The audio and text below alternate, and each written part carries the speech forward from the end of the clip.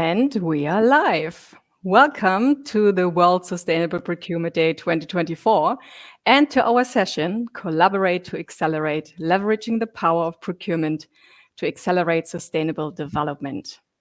First of all, let me introduce myself. I'm Kathrin, Deputy Director of the Sustainable Procurement Pledge. And together with a wonderful group of volunteers, we at SPP are building strategic partnerships with a very diverse range of ecosystem partners to explore the opportunities for impact-driven collaboration. And we do this for you, our sustainable procurement community.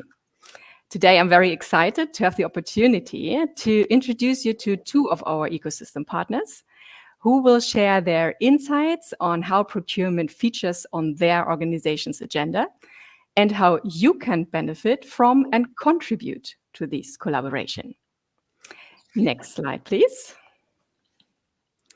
Before we start, a quick reminder of our WSPD housekeeping rules. Taking part in WSPD sessions is subject to you being familiar with antitrust issues and how to avoid them. We must all refrain from entering into any discussions, activity, or conduct that may infringe any applicable competition law. This applies at all times, not just during this formal session, but also at any time we interact. If you need more information, please have a look at the slide, and also in the chat, we will share with you more information. Next slide, please. This session is being recorded, and you can watch it right after the event here on this platform, on the AirMeet platform, for the next 2 weeks, and afterwards in our SPP YouTube channel, which I also highly recommend for you if you want to already dive into the content of SPP. And as with every SPP-related activity, you will get the most out of the session if you put something in. So please use the chat to share, discuss, comment, and to network. Post your questions to the speaker in the Q&A box and share your insight by participating in our poll. WSPD is an event for and by the SPP global community, and use this great opportunity to exchange, learn, and connect from each other. Next slide, please. And now, I have the pleasure of introducing you to our speakers. Welcome on the stage, Rob van Riet. Rob is Interim Program Head of the First Movers Coalition. The FMC is a global coalition of companies powered by the World Economic Forum that are leveraging their purchasing power to decarbonize the world's heavy emitting sectors, which includes aluminium, aviation, chemicals, cement and concrete, shipping, steel and trucking. And also a warm welcome to John Watt. John is research collaborator at the Embedding project. And the Embedding project is a global public benefit research project that helps companies embed sustainability across their operations and decision-making. In other words, John and his team create assessments, guides, and tools to help you and your company to do your part on sustainability. Next slide, please. And before we hear from our ecosystem partners, let me tell you a bit more about our approach at SPP to the ecosystem work. Collaboration is ingrained in SPP's organizational DNA and was always a key element of our work from the very beginning. We are part of a global movement of change makers committed to achieving the Sustainable Development Goals by 2030. And with less than 17 months to go, we need to accelerate our efforts. In a recent article on why collaboration is critical in uncertain times in the Harvard Business Review, the authors concluded that the hidden potential of collaboration serves as a beacon of hope during times of uncertainty and crisis. In other words, collaboration is not a nice to have, but an indispensable asset to achieve our goals. Because collaboration, when done right, empowers, unleashes innovation and transforms challenges into opportunities. And when SPP sees an opportunities, we seize it. And rather than overthinking and overcomplicating things, we just do it. We actively reach out to various stakeholders to explore who has understood the power of procurement and who is interested in supporting and being supported. by a community of almost 15,000 procurement professionals committed to embedding sustainable procurement in their practices. Well, let me tell you, it resonates. And Rob and John are good examples of this today. Next slide, please. We in SBP, and everyone joining today knows that procurement is well positioned to play a transformative role in accelerating and scaling impact. And more global, regional, and local players understand that too. As you can see here on the slide, and this is only a snapshot, procurement is shifting into the focus of many organizations and change makers as a lever for sustainable change. In other words, procurement is sexy right now. Next slide, please. As a global community with the ambition to convene procurement professionals across sectors and industries, we are exploring collaborations to fill the gaps that are holding you back on your sustainable procurement journey. Today's speakers give you a good idea about this variety. Next slide, please. I won't go into detail here, but I would like to highlight that our collaboration approach is inspired by the concept of radical collaboration. We go with an open mindset and ambition into collaboration, guided by 3 leading questions. The first one, is someone else already doing it? And if so, let's not reinvent the wheel, but collaborate. Where can we best accelerate each other's efforts to create real win-win situations and synergies? And last but not least, will these collaboration allow us to move faster to achieve impact? But let's stop the presentations here and start our conversation. And before doing that, I would be interested to hearing from you, dear audience. Are you already collaborating with stakeholders in your ecosystem? We have prepared a quick poll for you. You can find it already on the screen. The question is, please rate your organization's level of collaboration with ecosystem partners to advance your sustainability goals. And we will look at the results later. So please take your time and vote in this poll. And now, over to Rob.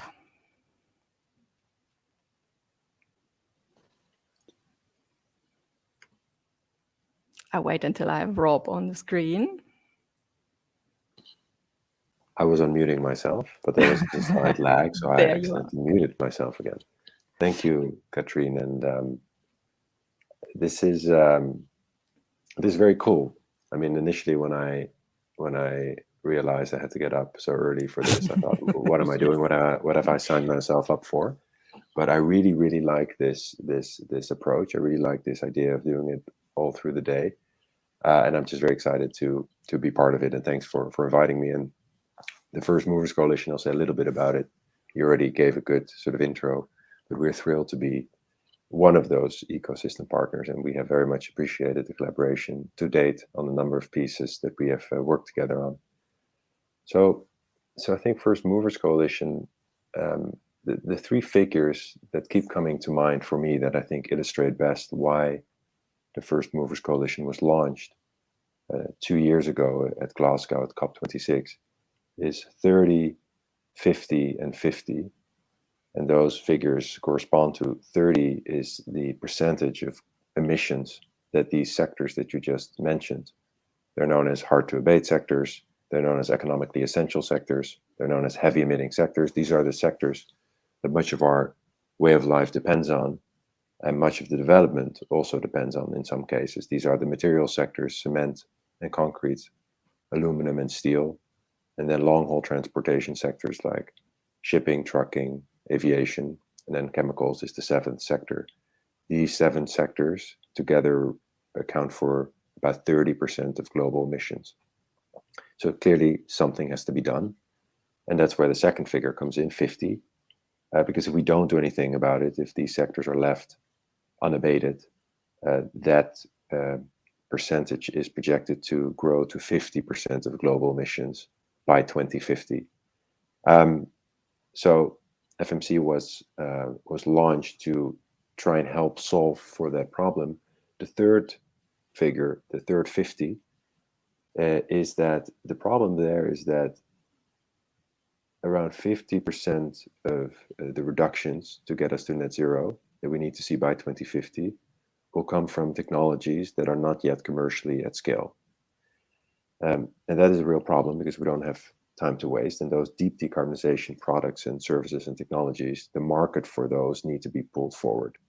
That's why FMC was launched. FMC, as you already pointed out, is an initiative that allows members to join and make an advanced purchase commitment. So what does that mean? They basically say, we will procure, this is the first time of many you'll hear procure in what I'll say, hopefully, but we will procure by 2030 a specific volume of our total procurement to be near zero emission products. So if members make a commitment in the steel sector, they'll say, we will buy at least 10% of our steel purchasing will meet the definition of near zero emission steel. If they make a commitment in the aviation sector, they'll say that they'll buy a specific percentage by 2030 of sustainable aviation fuel, particularly high decarbonizing version of sustainable aviation fuel, and so on and so forth across the sectors. Now, what is that doing? It is sending a demand signal.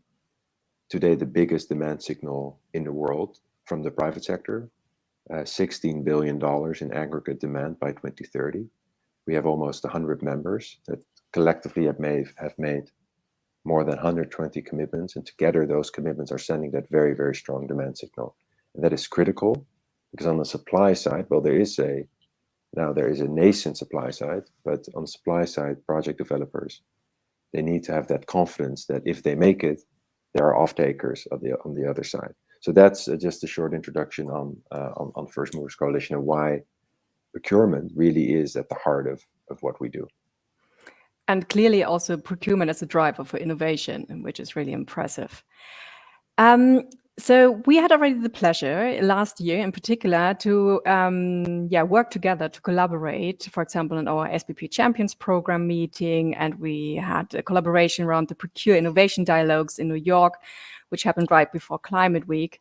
So where do you see the value in collaborating with the SBP? Where do you see really the synergies between our two organizations? Yeah, no, I mean, thanks. It's a good question. I think the key challenge I think that we are trying to overcome is that we have big companies as members. These companies have established supplier networks, sometimes ranging, going into the tens of thousands of different suppliers that go into their value chain. Some of those relationships and networks have been around or been established for a long time. And now they are beginning to move, but that move is almost like that image of a big ship, a big tanker that has to be moved by a little tugboat, and to shift course that takes some time. They have to move to start introducing a range of decarbonized solution offerers into their procurement network. And that requires a change of mindset. The market, as I mentioned earlier, is very nascent. So we're beginning to see a few projects on green steel or on sustainable aviation fuel or on near zero emissions aluminum or zero emission trucks, etc. We're seeing that rising up. But it's such a new market that I think the collaboration that you referred to with SBP, where I see the greatest value, is the sharing of experiences of how others have already embedded sustainability, perhaps not on industry decarbonization, but on other related areas into their procurement practices and networks, so that our members who are trying to do this on industry decarbonization can learn from those practices. So they can skip some of the steps or some of the falling down, so to save precious time and be a little bit faster with that.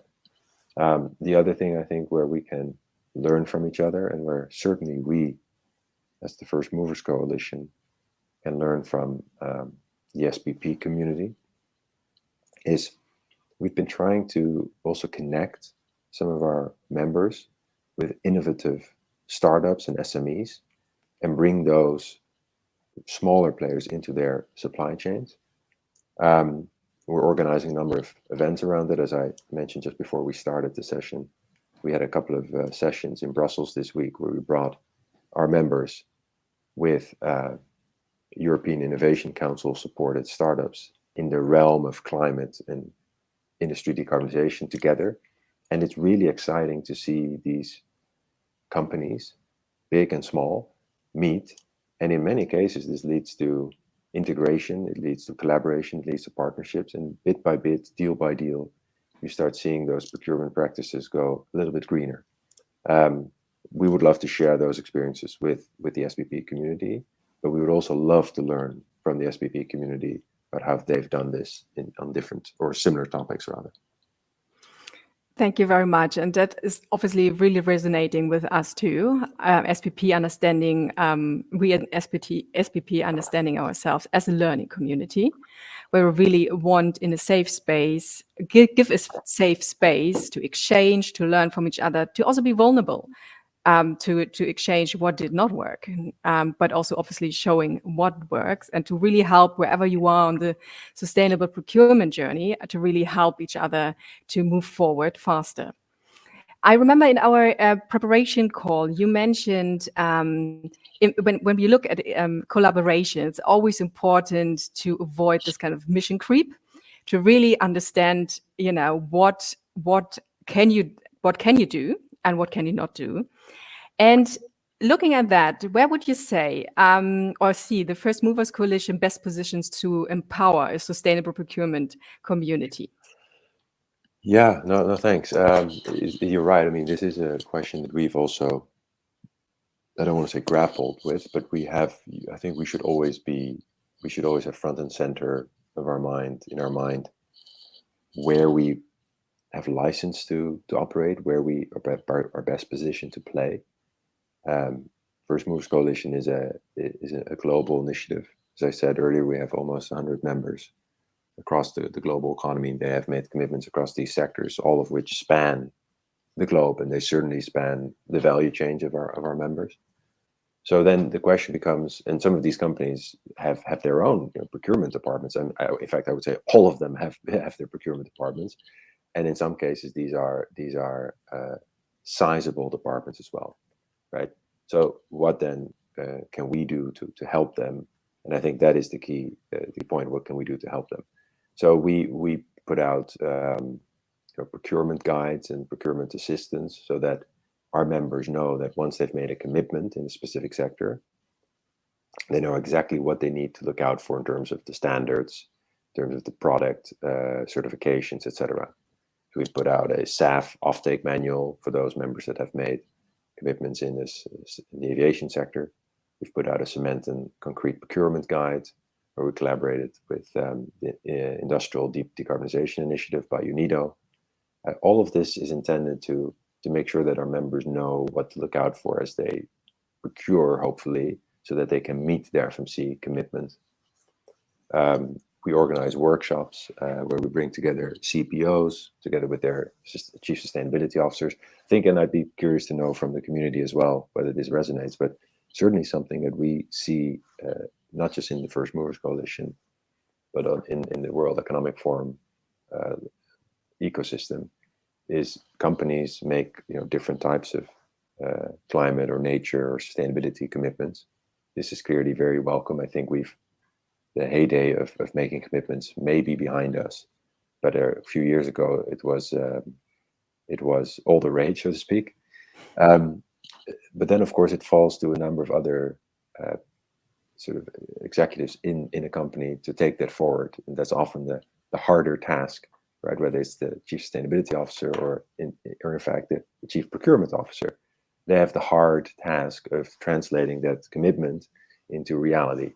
And I can only imagine they sometimes must have a dual feeling about welcoming, on the one hand, the fact that the CEO has signed up to XYZ, but of course also aware of the challenge of turning that into day-to-day change. So we've been bringing together with you, with this Sustainable Procurement Pledge last year on our Innovation Procurement Summit, these CPOs with their chief sustainability officers to share what are the challenges you've been seeing? How have you overcome them? What are the best practices that we can all learn from? So that's something else that I think we can offer as FMC, specifically as it relates to decarbonizing your value chains, as it relates to these hard-to-abate sectors. And then finally, maybe we can offer some value is one question a lot of companies come to us with is, all right, I've made my commitment. Where can I find this supply? Where are these suppliers emerging? Are they in my country? Are they in my region? Do I have to look elsewhere? And so we've been working with a number of partners to actually surface that supply. We put out challenges so that we are running right now, for example, a near zero emission steel challenge, which is intended to give an up-to-date picture on where some of those projects are in the world. What is their readiness level? What is the timeline they're working with? All of this, again, designed to give our members the tools to move from the commitment to the actual act of procurement. So happy to share all of these different tools that I mentioned and invite, of course, members to our events if they think it's of interest or value. And that's a very good reminder that a lot of those resources that you just mentioned are already linked in our resource library. So if you click on this document icon that you can see on your screen, you will see a list of resources from the First Movers Coalition as well as from the Embedding project. So you can already dive into this. And I must say, I can really recommend, in particular, these one of your latest publications. It's called the Power of Procurement to Tackle the Climate Challenge. And I think it's an absolute must-read for every procurement leader, because it not only offers really ideas and advice on how to really rethink the role of leadership in procurement to get ready for the business reality, but also really makes the case for CEOs and other executives, as you already mentioned, to recognize the value of procurement and that procurement is a driver of the transformation and change.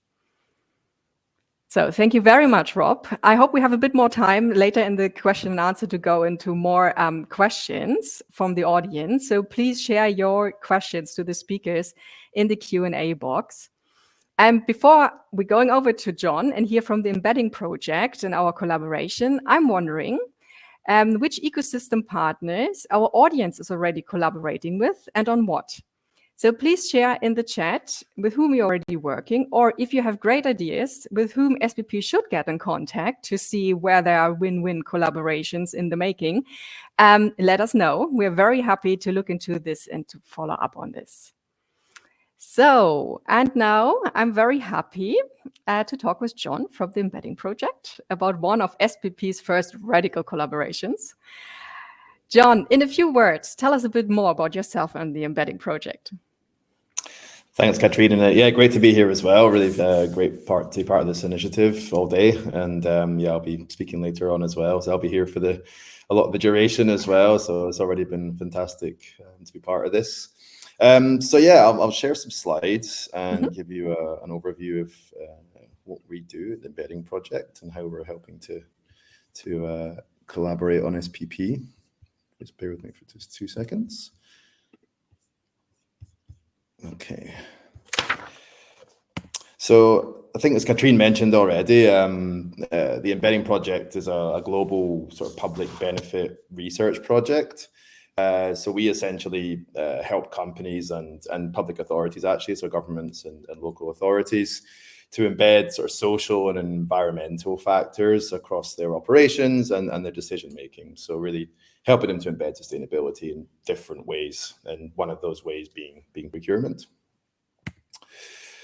So we do that by creating quite rigorous sort of guides, assessments, and tools. So if you visit the Embedding project webpage, you'll see, as well as our procurement wheel, which I'll come on to in just a second, you'll see a number of resources for embedding sustainability in different pathways around areas around sort of strategy and sort of prioritization, signaling. Lots of different ways that companies and other organizations can take this journey on sustainability. We collaborate globally with different researchers, different research institutes, and most importantly, majority of our work is grounded in real life work as well. As well as the SPP community, we have our own community of organizations that the Embedding project works with and sort of are members of to develop these different resources. So it's grounded in real life examples, real life approaches, and also is curated and supported by these organizations as well. So in terms of the procurement wheel, so over the last sort of 2 to 3 years or so, we've been developing resources on sustainable procurement. This was something that came out of our own community originally, and the demand, I think, is Kathrin and also Rob has mentioned already, that this is becoming more and more of a topic that is being driven by organizations who want to know more and realize the value of sustainable procurement. So a number of our own community were looking to do something on this. So we developed in collaboration with our own community and through some funding we had sort of long form research on sustainable procurement. So we spoke with hundreds of chief procurement officers, category managers, other procurement professionals, and reviewed a huge number of resources on sustainable procurement as a sort of first phase of this. And all that development allowed us then to start to sort of compartmentalize and kind of bring together the way that you see the wheel here in terms of different pathways and practices, and sort of grouping them together in a way that helps make sense for different organizations at different stages of their procurement journey, and sort of trying to articulate the different resources and examples that we had in a way that allows organizations and people to dive in and dive out of this. The next phase then was actually to partner with SPP ambassadors. So we became involved in the SPP project in general in the community. And actually last year we did 8 focus group sessions with members of the community to really sort of to somewhat field test, but also just kind of get general feedback on the different practices, examples, and resources that we'd already included. And that was a really useful exercise to refine the wheel even further. So we did make quite a lot of changes based on this from the first iteration to what you see now is the current version. And again, the benefit of actually making this wheel for procurers by procurers was really what we wanted to try to achieve, and working with the SPP has really allowed us to do that. So what does it look like? So this is a procurement wheel a bit closer up. So you'll see the inner ring is a typical procurement life cycle. So everything from the planning stage, so kind of the preparation, exploring the market, pre-qualifying suppliers potentially, and then thinking about how you specify sustainability. Then there's a select stage. So there's resources and case studies on the actual tendering phase, or the kind of request for proposals, and the evaluation and validation aspects of that. We see the award stage around negotiation and contracting, and then you'll see the manage stage. So there's a bit more information there as well around performance management, which sometimes can be neglected in some of the procurement, or certainly less emphasized in some of the procurement guidance out there. So we wanted to really make sure that once the procurement or purchasing phase and contracting phase had been developed, then we didn't neglect that deeper kind of aspect around management. Then you'll see on the outer ring, this is the more kind of foundational work and some of those more sort of systemic kind of activities that an organization would take to really embed sustainable procurement in their activities and make sure that sustainable procurement is part of their overall kind of organizational sort of strategy and policy. So you'll see there's aspects around understanding sustainability in the context of supply chains and suppliers, setting a strategy, including commit. So I was interested to hear Rob's presentation there. So I think there's some potential updates with the FMC we could make there around the commitment side of things. Aligning with different policies and processes and other aspects. And then there's some other areas around investing in the team, providing solutions and sort of supporting sustainable procurement with different tools and resources. And then some other aspects around collaboration externally. So where does the organization fit in terms of the overall sector or other kind of areas they're working within? And then the improvement side of things as well. So making sure that SPP is a continuous, SP is a continuous improvement mechanism as well. So within each cog of the wheel, you'll see that there's a set of different resources that we provide. So the idea really is that any public procurer can dive into this wheel at any stage of their journey. So perhaps they're an actual procurer themselves. So maybe they want to know more about contracting. And you'll see there's certain pathways and advice that is embedded in there, as well as examples of real life companies with links. And then at the bottom, there's a number of resources that we've included as well.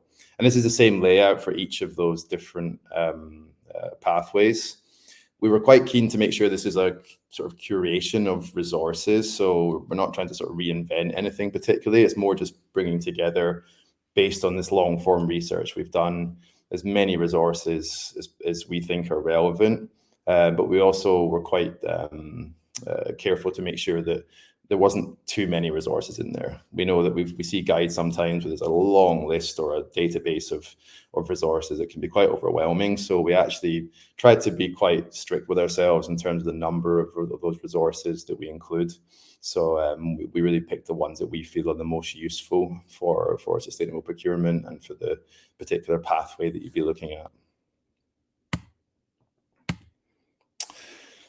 We've also included case studies from the SPP guide. So we were really happy to see this guide produced as well, with some excellent case studies from some of the key organizations there. So we've integrated that into our procurement wheel as well. So you can see on the slide here the different companies included and whereabouts they fit on the wheel. So for example, Thermo Fisher Scientific would be under the measure pathway on the wheel. Or Walgreen Boots Alliance would be under developed talent. So we've placed those case studies where they fit within the specific pathway on the wheel. And there's another quick note as well before we finish. Just there's other related guidance that we continue to release that would be very interesting for procurers too. So our value chain section on the website, which I think you should have a link to somewhere in the resources. We have a number of guides around addressing scope 3, for example. So there's a kind of more sort of introductory guide on how to get started on scope 3, as well as a guide to collaborating for value chain decarbonization. So a kind of companion piece around procurement for the scope 3 side of things, as well as guides on other aspects such as life cycle thinking that should be relevant for procurers too. In addition, we curate a number of other resources, as I mentioned at the beginning. So you'll see things like issue snapshots, which I'll come on to a bit more detail in a second. There's other resources around just that general change management and sort of change towards sustainability. And also, again, maybe of interest to Rob too, there's a goals database and positions database around organizational commitments and public positions. So you can see where organizations fit within these databases and different subtopics, and we sort of go a bit deeper into some of those different benchmarks. And you'll see as well from a procurement perspective, if you're interested in going a bit deeper into some of these environmental and social issues, we have our issue snapshots, which breaks down each particular issue with resources, with different explanatory guidance, and other tools that you might need. So if you're interested in climate and perhaps net zero, then these are sort of the places to visit to get a grounding in some of these topics as well. So it all complements within the procurement side of things too. And then just finally, we have blog pieces and a newsletter as well, which again for procurement, some of them are directly about procurement and value chains, etc. And others are sort of cross-cutting topics, which would be useful for procurers anyway. So you'll see, for example, on the blog there's maybe the top 6 human rights resources for non-experts. So if you're a procurer that has been tasked with ensuring human rights in the supply chain, then these are good places to start. So I encourage you to sign up for the newsletter and the blog pieces. And most importantly, the procurement wheel itself, as I mentioned, it's been developed by procurers for procurers. So we really want to make sure that this wheel is out there. And the more people that are using the procurement wheel, then we feel then the more the wheel can be improved. We can get feedback on that and really get the best resources in there for all of you to be able to use on a more regular basis. So really encourage any feedback on the wheel as well once you've had a chance to explore it a bit further.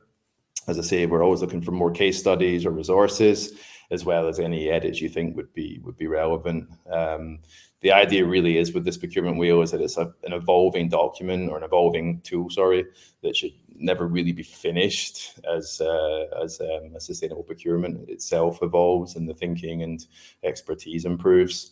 So we really want to keep that going as well. So yeah, I'm looking forward to all of your feedback and yeah, really be happy to hear from you if you think it's been a good resource and what we can do to keep improving it. So that's my very short pitch on the procurement wheel. So I'll just stop sharing my screen for a second. Thank you very much, John. And it's really nice to see what kind of a practical tool is the result of the collaboration between Embedding Project and SPP. And really what I like in particular is that it's not finished. It's not an end product, but really there to evolve and to grow with all the experience and expertise and great resources that are out there. So yeah, and I think it's a really good platform to bring all this together into one place. So really enjoyed this project and looking forward to continue the collaboration with potentially new projects to look at. Maybe just a quick thing that you mentioned. You mentioned the guide, the SPP guide. Maybe a bit of background information to that, and maybe we can also drop the link in the chat to the guide. The guide came out last year out of conversations of procurement leaders who engage in our Champions program, the SPP Champions program. And here, chief procurement officers were really open and vulnerable about their sustainability journey and shared, as we call it, the ugly truths, the successes, and real case studies for the whole community to learn from. And also here, same principle. This is also a resource that is supposed to grow. And we are obviously very happy to see how this is also feeding into other resources to really spread it and to make it available and accessible for everyone who wants to get inspired and motivated and get real good advice on how to move forward in the sustainability journey in their procurement profession. So I have a look at the time. We're really good on time. So before we go into the question and answers, I would love to have a look at the poll results to see how our audience today rated themselves in terms of collaboration with the ecosystem.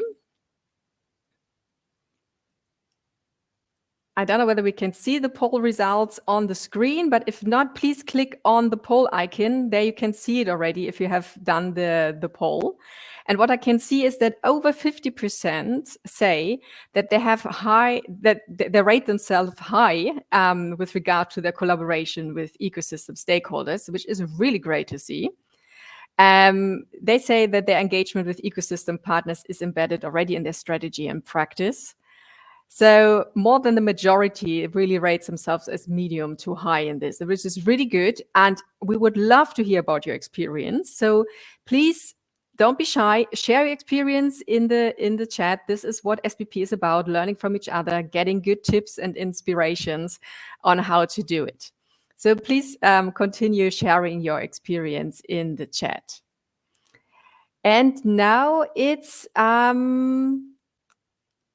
time to look into questions. I don't know whether we've received any questions in the question and answer box. If not, please continue to post the questions. We have time. But then let me ask you another question, Rob. With the sustainable procurement community of over 15,000 procurement professionals and practitioners, great audience for you today. And tell us, what is your call to action to this community? How can we engage and support you? Yeah, thanks. I mean, Very interesting, by the way, presentation, John, and thanks for that. I took copious notes, and there are a few pieces that I'll follow up on. And maybe that's in that same spirit. I'm not as arrogant to think that I have a call to action, but I do think, and it's been mentioned now in different sort of guises, radical collaboration, with the power of collaboration. I heard it said by, I think, one of the chief procurement officers of Volvo Group in Brussels 2 days ago when we had an event there with them. Partnership is the new leadership. I mean, that would be my strongest wish going forward. The numbers kept fluctuating on the poll, Kathrin, as you were presenting them. Yes. But my call to action would be to the 10%, or as it's the last percentage that I saw before it got taken down, 12% that counted themselves as low in terms of the collaboration to date. I think there's massive potential in collaborating, in comparing notes, being honest about the challenges that you're facing, in learning from each other about how others have overcome those challenges. I mentioned some of the challenges that our members in our First Movers Coalition are facing. These are challenges around just not knowing where some of these new suppliers are. These are challenges around embedding or integrating startups that sometimes are not equipped or supported to get through those some of those first stages that John talked about, which is typical procurement, because they are relatively new kids on the blocks. Now, luckily, there are initiatives out there that support them, but there are challenges around there. There's clearly the challenge, let's be very frank here, that some of all of the products that First Movers Coalition is creating a market for, is creating a demand for, they come at a premium. Now, this premium differs across the sectors, but they come with a green premium. What sort of measures can our members, or the procurement professionals that these members all have, collaborate on to absorb or share that green premium? We have a few examples that I won't share today, but quite exciting examples of our members working together to share the risk. And to be those first movers together is a little bit easier if you can absorb the green premium and share the risk. But again, I would love to understand what from the community, how you've been able to overcome some of those premium challenges, so that you go from that becoming the outlier and coming with a premium to that becoming the norm. So those would just be my my call to action, so to speak, would be more collaboration, more radical collaboration, more partnership, perhaps also in areas where it makes us slightly uncomfortable to do so, because that is the only way to deliver, I think, the change at the speed and scale that is required. And maybe my last point would be, this is a shameless plug, but with such a great group sort of joining this session, we are exploring together, organizing the second Innovation Procurement Summit in September in New York. So please, reach out to either Kathrin or myself if you're interested in that, because the more we get in the room together for some real rolling up sleeves, workshop style discussion, the better. So thanks. Thank you very much, Robert. Also really very much looking forward to that event in September this year. John, also over to you, your audience, for your call to action. How can this community help the Embedding project, in particular the procurement wheel, to move forward? I think one thing that came out of the sessions that we had was that procurers really like case studies of what's been done already, what's been successful, different approaches that they could potentially replicate. So I think, and it's always a challenge for us actually, is we can find resources, we can find some aspects of good practice, but to get those really meaningful case studies that we want to share, that can sometimes not always be easy. I mean, it's often these things are done behind the scenes. So if there's anyone out there within the SPP community that has case studies of really good practice that they want to share, that they're proud of, or that could benefit their sector, then would be a fantastic starting point to reach out with some of those good practices. And these are things then that we as a kind of research team and part of the team working on the wheel can articulate these case studies and place them where they need to be, that people will find them and be able to use them in a way that's replicable as well. So I think that would be a first call. A second call is, we always ask if anyone's used a resource that they found particularly beneficial for their work. Again, we've done extensive research, but we don't always find everything, obviously. I mean, for a start, we're limited to the English-speaking world mostly. So if there's resources in other places that in other languages that we are not aware of that are particularly useful too, that can also be a great help, and we can potentially look at like just translating them or giving a kind of summary of these things too. So those two aspects would be great starts. And then thirdly, really, is just constant feedback on the way the wheel's structured. I think it will always be evolving, and maybe the best practice starts to shift, or the way that organizations do things may be subject to change. So I think we've done a fairly extensive role in work in terms of laying out the way we think is most logical, but that also may change, so or may not be relevant to certain regions as well. So really, we welcome any feedback in those three areas particularly. Wonderful, thank you, John. And I just had a look into our question and answer box, and I see a very interesting question from Rakesh, which looks at the synergies between procurement and sustainability. And Rob, I think you already mentioned how transformative it is to bring more people around the table, to bring procurement together with sustainability people in the team, and even broader C-suite, for example, to look at this transformation that sustainability requires. So maybe you can go a bit deeper into this value of bringing different functions within a company together to discuss the transformation.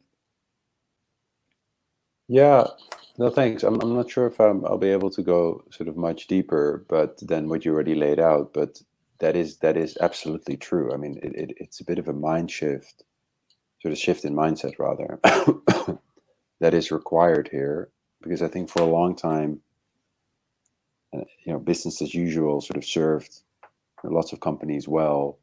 They're now responding, or they have to respond to changes that are coming quite quickly, especially the ones that are ambitious and are leading when it comes to sustainability. But then the typical way of doing things doesn't really work to drive that change through. You need your chief technology officer, because some of these changes require breakthrough technologies. Either you either develop them yourselves, or you bring them in from other places. Or you need your chief legal officer is relevant here as well, because some of the new partnerships that you may want to engage in, or some of the collaborative pro-social action that you're engaging in, is also a new way of doing things, and will require clearly legal support. There's the chief sustainability officer that is, and of course all these functions have teams, but that needs to make sense of an increasingly confusing, but also exciting, but absolutely confusing landscape of initiatives, acronyms, reporting mechanisms, standards. It's then there's of course the chief procurement officer that on the front lines, they are the interface of the value chain. They're the first sort of port of what's the expression? The first port of call. Well, I don't know if that expression really works here, but you get my drift. So, and I think the key shift in mindset in the company structure or culture is that rather than having all of these different positions do their own thing in their vacuums or in their silos, because of the size of the challenge, and because that requires embedding in the organization as a whole, these functions need to speak to each other and collaborate much more than ever before. and perhaps even more also with their counterparts and their peers in competitors, right? So that is just we are seeing that slowly but surely, that penny dropping, and certainly there are ones, and I like what John said about case studies. We also notice that our members love case studies. Maybe there are some case studies about companies that have done this particularly well. Maybe we can share some of those insights. And I'm very happy to see already a new collaboration between the Embedding project and the FMC is coming up. So perfect outcome of this session.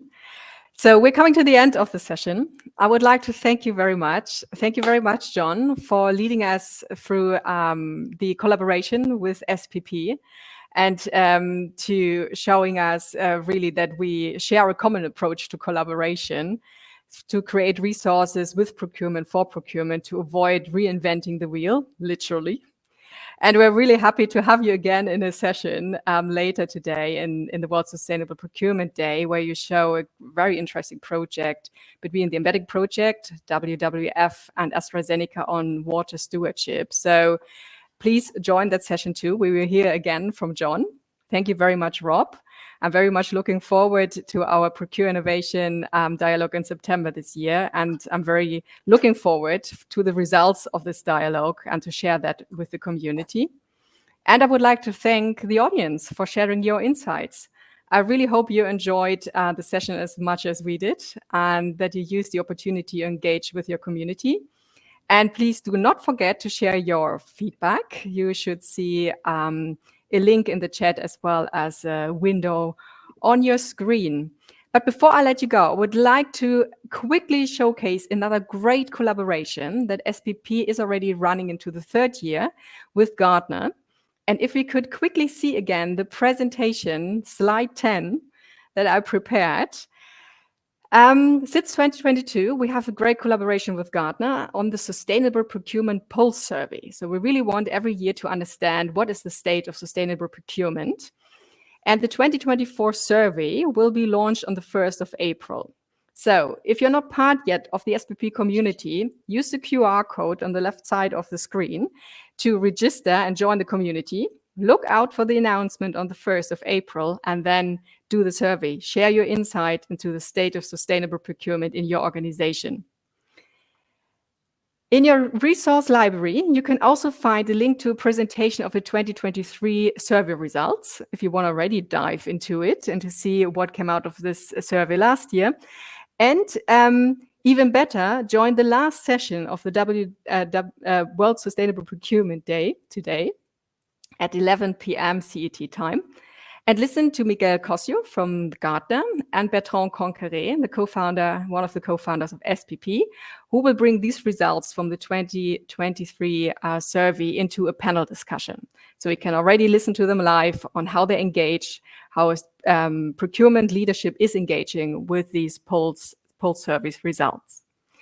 So that leaves me to thank you again very much, Rob, John, and you, the audience. Enjoy the rest of the World Sustainable Procurement Day 2024. Thank you very much. Thanks, everybody. Thanks, Kathrin. Thanks, everyone.